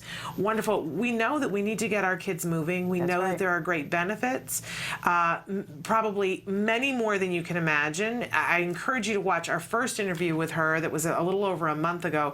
We asked her to come back today to talk with us about the power of envisioning and transitioning. We've talked a little bit about giving ourselves as parents a vision for where we want our kids to go, but then bringing a group of people together to help our child to have a vision for themselves. That's right. And once we come up with where the child's going, then you go on to say that it's important that we share that with the IEP team. Talk to us a little bit about how we do that in a way that's productive. It's interesting because Shannon, you know, I was in the school setting for 10 years, and I went through a transition when there was not any kind of a protocol for an ITP. Mm-hmm. It meant that somebody sat down with a student who was 14 and said, with a pencil, "What do you want to be?" Mm-hmm. And you know, the question one, too broad, too big, and never addressed before. Really, I'm talking early 2000s. When we turned a corner was when we began to have, and we have now, 4 different protocol questionnaires that are in place for middle school and high school kids, and they're to be administered and facilitated by an adult, and usually the teacher that's in charge of the IEP, because when they're in middle school and high school, a lot of times they're already fully included or mainstreamed. So there's that one person in the school setting that's responsible for the IDP. Okay. So they are to get, the student, if able, is answering his own questions on many of these questionnaires. And they're really great questions. And they kind of I want to say that they bring everything to a V. Okay. And that way, depending on how the student answers, then they push over here. And then and pretty soon at the end, they go, well, you're going to be great in some kind of social situation working with people in social services, So that's what they're designed to do. Can we get those questions? Is it available online? Yes, and you know what? When I go home, I'll get the names of them. Okay. And then I'll email them, and you can put them on your our screen. Facebook. Yeah, Right. and people can they get them? It's probably a pretty expensive tool, as we know. All the time, every time they have a tool, all the assessment tools are coming in at $450. Yeah. And an ADIR or ADOS cost $1,000. Yeah. So they're not for. And you're not supposed to be administering them. Okay. A psych is supposed to be administering them. Okay. But not on this. This is much more of a just, they're answering, do you like to be in groups of 2 or people with 10? Or, do you feel better alone, or do you like to be, do you have a friend? And, what do you think your best skill is? And, all those kind of things. So it helps to guide the child to know where he'll be. I mean, for any of us, if you go to an employment office, I'm sure they give you something very similar. Right. I'm thinking high school guidance counselor kind of thing, where they would counsel you and say, well, these are the kinds of jobs that would be good for you. That's right. Yeah. And then everybody needs to get on board and say, after we figure out what that individual is good at, then we have to say, what are the options for them in that community? Because they're not the same in every community. Yeah. You may live in an agrarian community, a farm community, and you have to tweak that in order to see what is a job opportunity for you there. Could you maybe work at a farm, on a barn? Do you like animals? Do you like horses? Would you rather work with, maybe you're the person that is working in putting vegetables in piles and things. I mean, pulling them into baskets before they go to a market. There's many, many job opportunities wherever you are. Yeah. Now what we have to do is get the community at large on board. Yeah. Because it has to be a handshake between individuals with autism and their advocates and the community at large. Yeah. Which brings me to my next issue, which is we're starting too late, or not at all, in the school setting, asking children to be mainstreamed or included, let's put it that way. We need a curriculum, and I'm ready to go to the White House, Mr. Obama, or speak with EdGov, that aligns with the core standards, the new core curriculum. Yeah. And it needs to start in pre-K and kindergarten, and it needs to address on both neurotypical children and individuals with any kind of a disability, facilitated friendship. Because little children play together very well. Kinder good, first grade gets fine. Second grade is where we start to, there's a division. Because children begin to pair off and get into groups. Our kids aren't included. That's when they get left behind the biggest. And that's when they know they're excluded the greatest, is in second grade. All right, so this curriculum, what it does is it goes all the way through, in my mind, my envisionment, how it would work, goes all the way through high school. And it continues to address the issues for those grade levels, that age group, of understanding and embracing diversity, whatever it is. Children who are blind, children who can't hear, cerebral palsy, all disabilities. We don't look at disabilities in this country the right way. Europeans do. Really? The Italians are the best. Really? The Italians came up with full inclusion. Wow. And how to include individuals with disability. Much more embracement of individuals who did. We are a can-do country. The smartest, the fastest, the brightest, the prettiest. We're that kind of a country. Yeah. Back of the bus Waldo is what I call it. We're a back of the bus Waldo. And then second thought for picking softball teams and, theater and all those other things. That's wrong. We have to change it in the education system. Yes. We can't talk about it, you and I, and all of us, that are hearing it. It's all good. It has to come from a grassroots up. Yeah. We have to begin to teach our children how to be friends. Why? Because the kid that's in that pre-K and kinder is going to be the employer that our kids are sitting across from when he's 22 wanting a job. Yeah. And if he doesn't know anything about our individual at 22, I've known a few people with autism. Well, I'm a little sketchy on that. Mm-hmm. Thanks so much for coming in. Yeah. Yeah. If at that pre-K and kinder we started to begin to teach, if you will, it's the right word, individuals how to be facilitated embracement of diversity, that guy who's when he's 22 and he's running his dad's business and he has a job opening and his friend comes in and he knows him, he has a much better chance of giving him a job because he knows him. Absolutely. We can't ask individuals at 22, 25, and 30 to say, hey, employ our kids. I mean, it's the right thing to do. Employ our young individuals, employ our 25-year. They're scared. Yeah. And they don't know. Right. They have to be educated to know. It has to be a full spectrum education. I want to drive you to the White House myself. Okay, let's go. Mr. Obama, can we just have 15 minutes? I've got it all. I've got it right up here. I'm all good. And we know that when we start something with kids' brains are so much more open. When they're small, the kindergartners, you could teach it to them, and they would be much more willing to get it than sometimes people my age. And the kindergartner is the 25-year-old who is an employer. Right. Now we have nothing. We have no bridge. And then we're saying, can you please employ our individuals? Yeah. So I think you're right. We're going to take another break, and then we're going to come back and talk just a little bit more about other things that we can be doing to really facilitate the power of envisioning and transitioning. Stick with us. Hi, welcome to Camp Discovery, a free-to-play suite of fun, interactive learning games for kids 2 and up, designed by experts in autism. Camp Discovery will open your early learner to a world of new skills, shapes, numbers, colors, locations, emotions, and more. Let's get started. Please choose a level. Objects. First, Camp Discovery's Intelligent Preference Assessment determines your child's preferred reward for choosing correctly. Okay, got it. Let's play. Camp Discovery creates a motivating learning environment for your child by minimizing incorrect responses and maximizing successful ones. Find the shoes. Respond correctly and your child is rewarded with their favorite animations. You did it.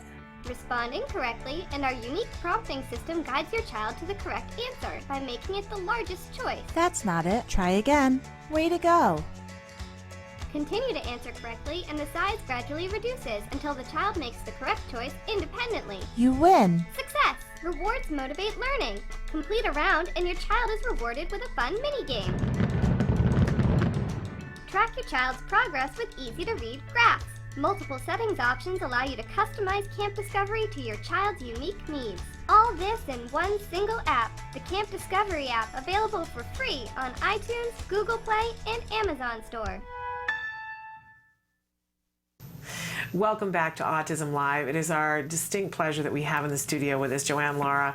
She is from Autism Movement Therapy, but a woman who has a greater understanding of what direction we need to take to treat and welcome these individuals into our communities. We've been talking with her about the power of envisioning and transitioning and about facilitated friendship, things that we can do to help our children to be more included in their lives and in our community. And you've got a book that you've been working on. Tell us a little bit about your book. I do. It's a children's book, and it teaches just what we're talking about. It's called The Boy Who Couldn't Talk, but Could Really Dance Up a Storm. I know it's a big, long title, and it has to go shorter, but that's what it is right now. And it's all about a little guy who's about 8 years old, and he's not embraced by his classroom in the school setting. In fact, he stems. He has finger people, and he's made fun of, and he's not picked to be the first in the kickball, and he's excluded, and but they have dance class. Every week they have dance class with a character like myself, because I did that in LA Unified School District for 1 year. I worked with the arts prototype program, which is where I got the idea and where I developed autism movement therapy, actually. I owe it all to LA Unified School District arts prototype program. There we go. I have a BA in dance and danced for years professionally, and then came full circle, got my moderate to severe education specialist credential, went in the classroom, and somebody knew that I had the dance background at Beaudry, the headquarters in LA for LA Unified School District, and they needed at that time a task force team in the arts ed program that could help teachers and even the discipline teachers themselves, the music, the painter, the theater, and the dance, include our kids with disabilities. Because what was happening was the grant, it was a huge grant, the grant was written for neurotypical kids as well as embracing kids with disabilities. And what was happening with our kids with autism was they were out the door. Right. Because they weren't participating. It was a big group of people. It was too much for them, especially in dance class, a lot going on, and da-da-da. And they were under the auditorium seats and then out the door. So pretty soon they were saying, don't even bring him in. You know the story, right? So what was happening was the organizer of the grant was like, well, we're not fulfilling our grant. We've got to get some people in that can train all these other discipline people in the arts and the theater and the dance how to keep our kids in the classroom. Yeah. So I was like, that's easy. So they said, Joanne, you want to come out of the classroom for a year and come do this with us? And I said, great. I'd love to. So because I had the degree, you had to have the degree in the discipline and the credential. Many meetings with Donald and Anton and how to shape and facilitate including our kids in the arts program in the school. Now this was 2004. This is almost 10 years ago. So we did it really well, and it's all I said. Oh well, it's easy in dance. You just buddy our little guy with autism up with a neurotypical child at the front of the line instead of putting him at the back, leaving him by himself, Right. and you make him special and you empower him. I mean, it's just as a no-brainer for me. Are you sure it's that easy, Papa? Yeah. Take the adult out of the equation. Yeah. Stop having him go across the floor with his aid. Get rid of the adults and start pushing him in and facilitating him with the general ed population. So he's part of it. Bam, bingo. So the book is about a little boy that goes to these dance classes every week, and the teacher uses music from Africa and Cuba and the Bayou and French music, which I do, and the little boy loves that. And the teacher has a map of the world and says, this is where the music is for today's class, which is what I did, because I wanted to teach as much as I could. Of course. And our kids with autism were right there up front, center dancing and moving and doing the thing. So the little boy was still reluctant because I want to tell the story of the child that gets embraced and brought in. So he doesn't want to dance, and he's at the side and he's not dancing. But he dreams about dance class. He loves it, but he can't participate. Right. We know these children. Yes, we do. These children that are not participating are not wanting to be excluded. They don't have the skills to be included. Mm-hmm. We have to teach them to them. So the teacher wears a boom mic. You know how everybody wears those boom mics now, which I did, and talks through them all the time. And our little boy wants to talk through that thing. He doesn't talk, but he wants to talk through that microphone. So he comes up and he taps on the microphone, and the teacher says, "Oh, would you like to?" And it becomes ABA, Applied Behavior Analysis. If you want to talk through the microphone, you have to dance. It's an if-then contingency. Right. And so he does. And he dances up a storm, and he loves it, and he comes back, and he's ready for the microphone. And she says, all right. And she puts the microphone on him, and he says, hello. And he listens to his voice boom through the speakers. Wow. And after that, the children embrace him, and he becomes part of the class. Wonderful. So it's through dance, it's through the arts, and a little bit of ABA. Yeah. If you do this, then you get that he learns how to really facilitate his own inclusion in the classroom. What a wonderful story, and so useful for a child who's on the spectrum to hear about that kind of success. But almost more importantly, for all the other kids who are neurotypical to see that this child has a thought process that's going on even before he's speaking. That's right. And that he is worthy of being included. Remarkable. And the name of it again?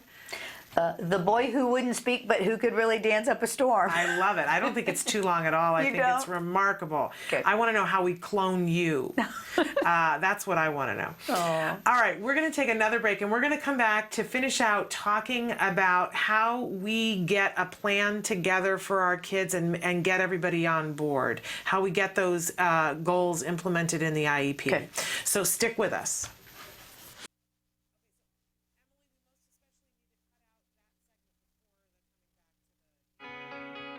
Learn the early signs of autism today, because an early diagnosis can make a lifetime of difference.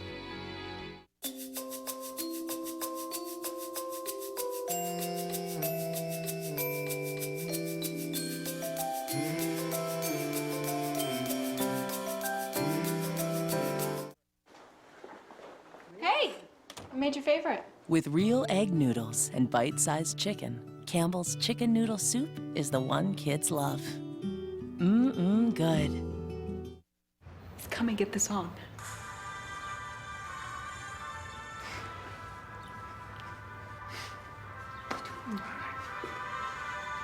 Thanks. Stream your favorite content when you want. AT&T.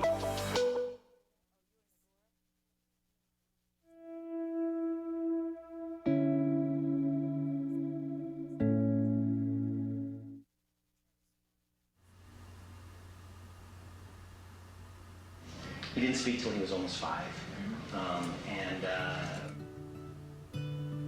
There's a time when my wife and I didn't think we'd ever have a conversation with him, and now he can build and program computers from scratch.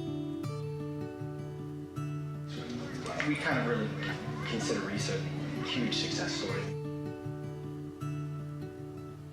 Sounds like you got a pretty good dad, too. Yeah, he is a really awesome dad. Welcome back to Autism Live. I'm having a tea party here with Joanne Lara from Autism Movement Therapy and enjoying it. This is exactly what I needed today. I hope that you guys are, and by the way, if you want to write in a question for Joanne, now's a great time to do that on the live feature. We've been talking about the power of envisioning and transitioning. And we've talked a little bit about some of the different things that we can do. So now, supposedly they've done these are new terms to me, the ITP. Supposedly they've done this, and you're sitting at the IEP meeting. How do we get everybody on the same page? Yeah, what generally happens that I see, because I'm an advocate in the school settings, and also I still go into the schools all the time for National University. I support interns and student teachers, so I really see what's going on. What I see is that a lot of times when the child is 14, and they have to have an ITP, you look and make sure that ITP is in that IEP. It's and that's embedded legally, in there. At 14, it's required in California, but 16 in other states. nationally, yes, Okay. federal. So it needs to be in there. It's going to take up about 3 or 4 pages in your IEP, and it lives with the IEP all the way to your child transitions at 22, or if he graduates. Okay. All right, and it's there. So what happens is in the first year, everybody's like, well, it's so early. We're not sure what he's good at, and we'll address that next year. Put the brakes on, stop, and say, you know what? No, we're not going any further. I want my child given one of the questionnaires, one of the 4. I know there are questionnaires. I know that they are designed in order to facilitate what my child is best at, and I want my child to have it. So don't sign the IEP until you get that. Okay. Until somebody in the team, should be the teacher or the counselor, gives him the questionnaire and comes back to the IEP with what it said. Because you as a parent need to know that too. He may have skills you don't even know. Yeah. He may be great at something you're like, really? Yeah. I didn't know that. So, I mean, everybody in a school setting many times sees the attributes that our children have, and we don't see those at home in a home setting with our children. Yeah. So you want in that IEP to put the brakes on, say, no, this is what I want. Then you want to hold them accountable each year for what are we doing in order to make that happen. Is he in a vocational class? Let's just say they say, oh, you know what, he'd be really great at woodworking. I'm just pulling that out of that, which we have very few vocational courses in our public system anymore. They've taken them all out, along with all the arts. Yeah. Who used to be able, we had woodworking, we had photography, we had car mechanics. Oh, I know. Many of our kids, this is what Temple Grant and I were talking about.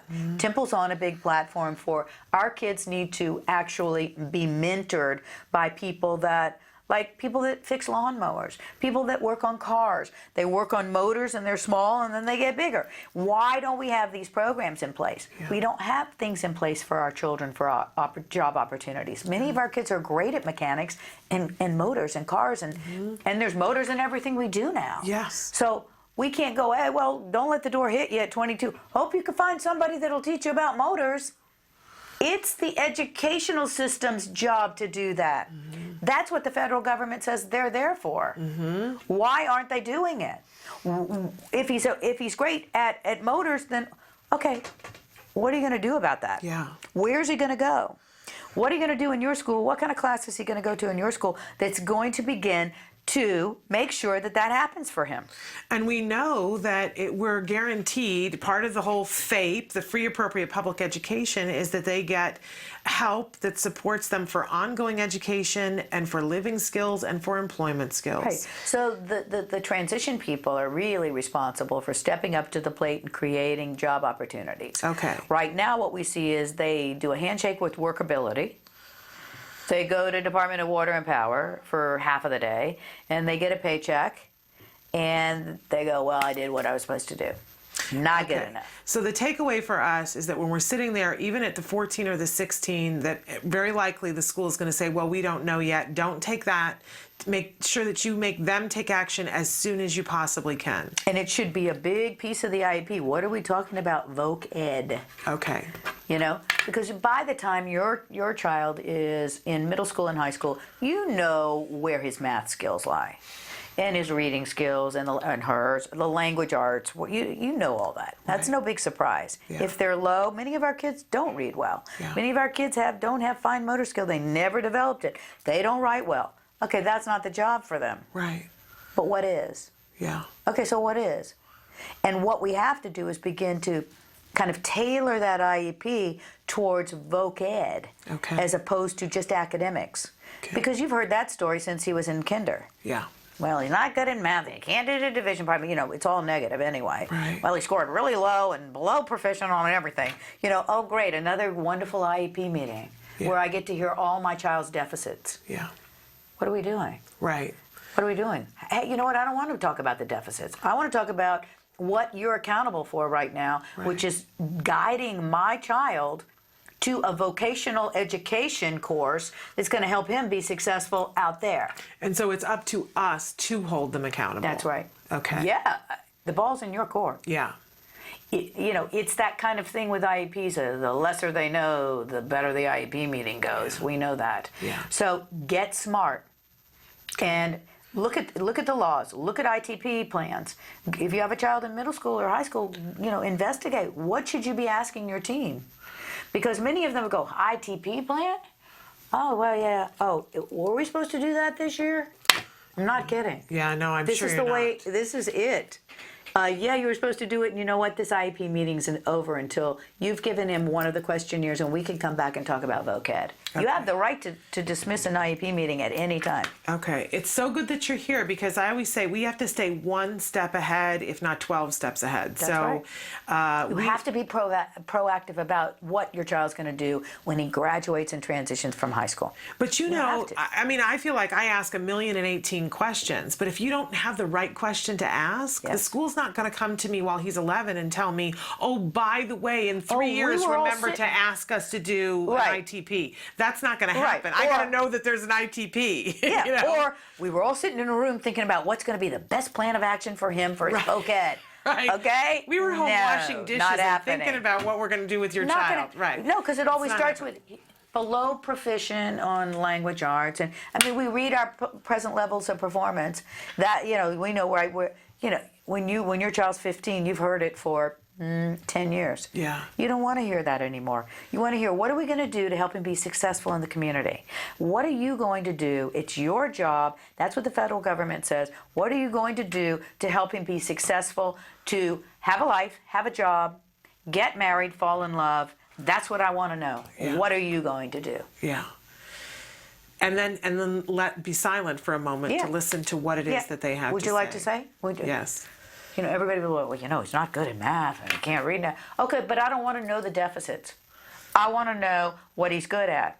Because you guys are with him for 15 years now, for 6 hours a day. I bet somebody in this room knows what he's good at. Because let's talk about what he's good at. And then let's build the next year's courses on what he's good at. Yeah. And if he's great at photography, I want him to have a photography course. Yeah. And if you don't have one in this school, you need to open one. Right, because it needs to be appropriate for my child. And if that's what he's good at, then we got to work in that direction. Or you can pay for me to take him to private photography classes with one of the best photographers in town. Because the truth is, legally, they are responsible for preparing our children for a vocation. And if they don't have the ability to do it, they have to provide the funding for it. I teach special ed law at National University. Well, I think I need to sign up for a class. You need to take that course. I think I need to be. We need a quick course. I need to be. Yes. You know, I've fought and fought and fought, and I sometimes I go through the insanity of thinking, well, we're done fighting now. Yeah. And then I remember, no, we'll probably never be done. Yeah. But that's okay. Yeah. You know, these are quality problems. And it will pay off. It already has paid off in spades, because you want your child to be successful. Listen, when at 22, it's don't let the door hit you. You know that. Yeah. So, or many of our children stay in school till 22. That's a federal mandate, and they can. That's usually our moderate to severe kids. And our mild and moderate kids usually are graduating and getting a diploma and don't bye-bye at 18. Yeah. To what? Bye-bye to what? Well, that's why they call it the Good cliff. luck. They call At it the what? cliff. The cliff, Yes. because you're standing there at the cliff, and you know, we walk in closet, gets a diploma, and then he's at home in your back room watching DVDs or playing on the computer. Right. Computer Xbox, games. Yeah. That's not it. No, it isn't it. Well, you're remarkable. Like I said, you're welcome to come anytime you want to. I want to show everybody again aerobics. It's a great DVD. You can use this in the classroom. You can use it in the office. You can use it in your home setting. The levels are only 11 to 12 minutes long. It's designed for really quick stimulation of the brain in order to access curriculum and academics. Wonderful. Yeah.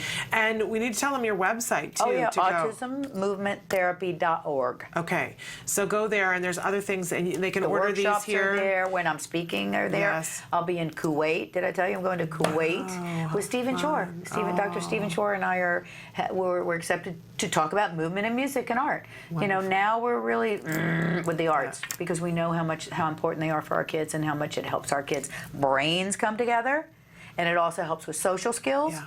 It's the best thing. I mean, it's so fabulous. In fact, it's something I'm going to be talking about in just a minute when we close out the show, because I'm talking about milestones, and my son had a big milestone this weekend with the art. So we are going to be talking about that, and nobody could agree with you more on that. I so agree with you. The arts are important. So you can get this DVD, go to her website, check out where she's speaking. If you're going to be in Florida, in Pensacola this weekend, Flying High with Autism. I care for Autism International. I'm again keynoting with Stephen Shore. Okay. July 3rd. That's Martha Herbert, Iowata. That's some of the biggest love people Martha Herbert. Yeah. Martha Herbert, you were talking earlier about the gut, leaky gut. Martha's one of the first people to do some real peer-reviewed research on, you know. She's amazing. After Wakefield, of course, but absolutely amazing. Yeah. So where do they go to find out more information about that? I Care for Autism International is also on my website with the flyer there. Okay. That's in New York City, end of June. Okay. And then I'm at the 92nd Street Y in New York for Autism Movement Therapy Certification Workshop, July 19th and 20th. Okay. So if you want to get certified in what she does, great opportunity to work with her, learn at the feet of the master. So make sure you check out her website to do that. Thank you so much for being with us today. Thank you so much. All right. I love coming and being here I with love you you. being here too. We're going to take a quick break, and we're going to be back after these messages.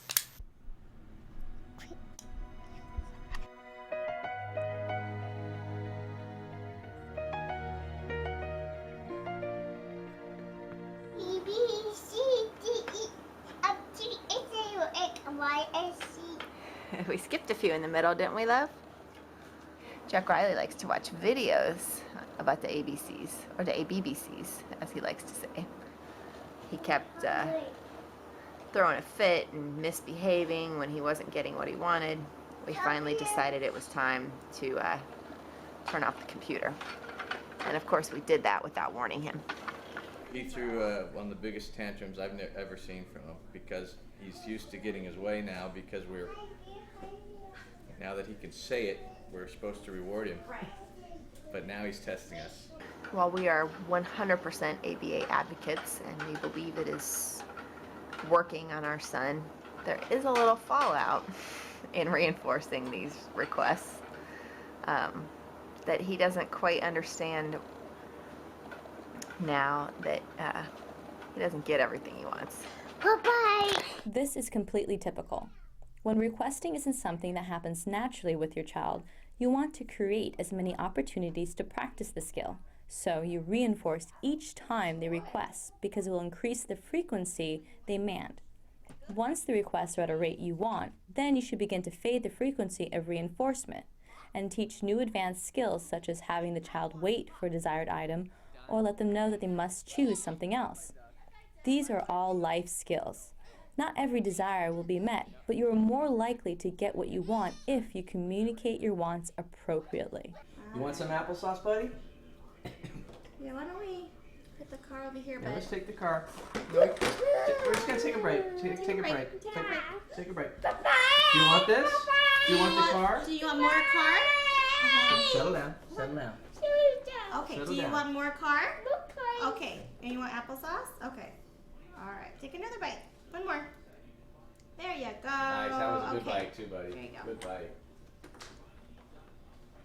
All right. Yeah, I should have warned him before I took it away. We get reminded all the time. It just works so well. It does, it really and then does, You forget to yeah. do it. Okay, 10 more seconds and bye-bye car, okay? Bye-bye car. 10 okay. Okay, let me have it. Bye-bye car. No, that's okay. Settle down. Thank you. Take two bites, please. Do you want the car? Yes. Two bites. 2 bites. Good talking. One, and then Good two. job. Good job, buddy. Good job. Good job. Good job. How has mealtime been going with you? Still the same? Still Yeah, it's pretty going well. Yeah. You know what he had last night? Did Cheryl tell you? No. We are documenting this because this bite of spaghetti that he's about to take is the first ever meal that Jack Riley has had exactly what Mommy and Daddy are having. With the exception of the cottage cheese. He would eat that too, but we're going slow. I realize it's just spaghetti, and lots of kids probably eat spaghetti, but our kid never did. Not for us, anyway. And now, he's like just a regular kid having dinner with Mom and Dad.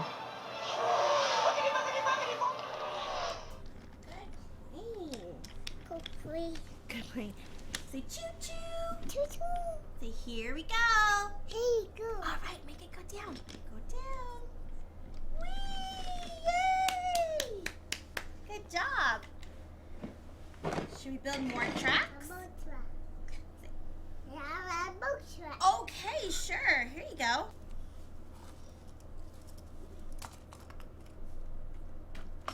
Do you want the green one or the blue one? Green. I. What trees? You want which one? Black. You want black? Oh, well, none of the ones I offered you. Cool. I like that. I like it. And he's definitely requesting more eating and drinking, which is really good to hear. So I don't know if they want to introduce him to other things. Like, it's up to them. But just the fact that he's requesting to drink is a big deal for him. Hey, Jack, one more minute, okay? Say okay. Okay. Okay.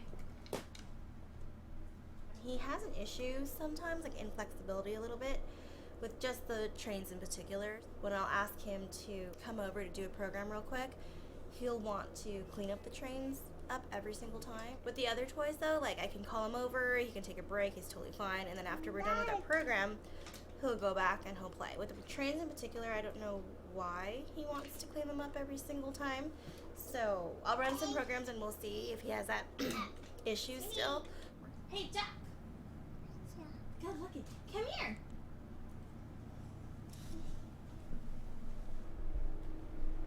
Yeah, that's such good listening. Good job, mister.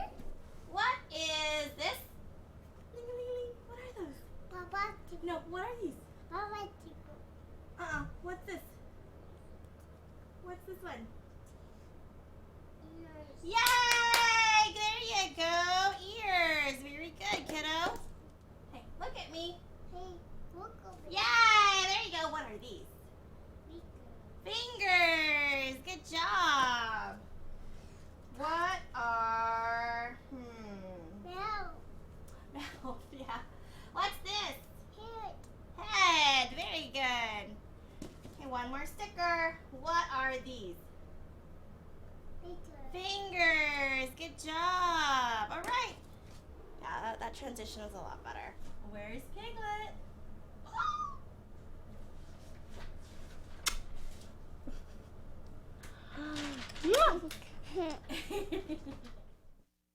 And that was, of course, the A Word. Ongoing documentary being made here at the Center for Autism and Related Disorders. I encourage you to watch that entire series. You can't get enough of it. The child is, as they say in my family, pickin' cute. He's adorable, so definitely check that out. Of course, the minute we got Joanne out of the studio and she left, a question came in. So the question was, one thing I don't remember you having talked about is where/when does the son you have autism talk fit into this, and how to help that talk not feel like a negative for your child. This is kind of a halfway stage between the early years and the transition years, and a required milestone in getting from one side to the next. Also, how do you think children should account for their own difficulties and deficits as part of this process? Okay, so I want to back up a little bit in the son you have autism discussion. And everybody has different opinions about this and different feelings about this. But I will say to you this. Autism is the name of a disorder. It's a label. And depending on how you feel about labels, it'll help to inform whether you should tell your child and when you should tell your child, right? Now, I'm somebody who hates, loathes, and despises labels.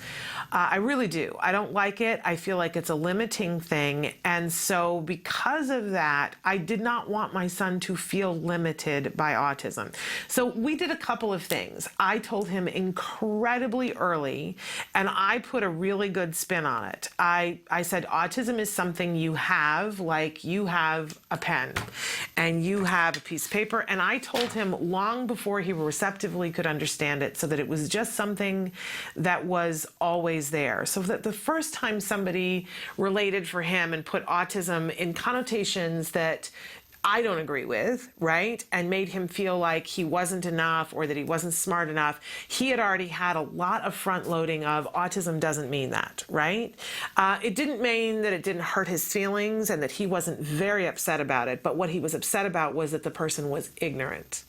And for me, that I wanted him to have that empowerment. I completely get that that is not the right situation for every child or for every adult. But I think, you know, and one of the things that we did as a course of talking about autism is something that you have is that he and I wrote a story together that's a children's book. And the title of it is My Name is Jem and I Have Autism. And that's really what it's about. I have autism. I have an Indiana Jones video game, right? These are just some of the things that I have. So that we gave, and I put pictures with it so that it was his book to understand. I have this, but I have all these other things as well. That was what made sense to me. And I urge you to find what makes sense for you. But remember, you don't have to use the label. I do feel like what's important is that we let our kids know that they are different in a good way, different, exceptional, right? That being different is not something that's negative. And when I explain to other little kids and they say to me, so what is autism? What I say to them is autism is just that your brain sees things differently than other people. And I don't quantify it and say, you know, it makes things hard and it's difficult. And I also don't say, and it makes you superlative and fabulous, because I used to say that and it confuses the kids. kids because they see your child struggling with something. So I don't quantify it anymore. I just say you see things in a different way. Your brain sees things and takes in information in a different way. And kids seem to be able to understand that and handle that. My son seemed to be able to understand that and handle it when he was young, and so did his friends. So whenever you feel like it's appropriate to have that discussion and couch it with, you know, this person likes to do these things, this person likes to do this person sees things this way, and you see things in a different way, and you can say autism or not, whatever. It was important to me to say autism to him before anybody else did because of my personal stuff. But you can decide, and I know lots of people that never use the word autism. They let their kids know that they were different, but they did not ever use the word autism. And, you know, they didn't use it at school. Nobody used that word. And that person very happily transitioned. So, you know, it's what's right for each individual. And then in terms of there's a wonderful lesson in skills in self-esteem and cognition. I believe it's in cognition, but it's under self-esteem and skills that's about helping a child to understand what their strengths are and what their areas of deficit are. So the lessons are already there. The curriculum is there. Check it out in skills. If you don't, if you're not a skills user, do the 14-day free trial. Self-esteem is the curriculum area. They're fabulous. And that will help your child to be able to look at it and go, oh, well, I'm good at this. I'm not so good at that. And have good self-esteem where it's concerned. Now, I promised you a story about milestones. My son has sung in a choir ever since he was in pre-K, and they had to do the little thing at the end of the year. And at the thing at the end of the year when he was in pre-K, he had to have an aide and one of us standing there so that he would stand on the risers, didn't sing, was looking around, doing everything, and then every once in a while would sing. Then in kindergarten, he sang, but sung the whole thing so that people were jeering in the audience, right? Well, last Friday, he'd been invited earlier this year to sing in the honors choir for his district, not just his school, 15 different schools. He did it completely without an aide, you guys, completely all on his own, and excelled. And he went up onto the riser, looked no different than any other child. There was no aide anywhere in the vicinity, and my child sang with all of his heart, and you couldn't hear him over anybody else, but he was singing, articulating, and you can look at a picture, you can look at a video of him, you can't tell. It's on my Facebook, go and look. You can't tell which one is my kid. And he had a blast, had a ball, got a t-shirt, and was thrilled.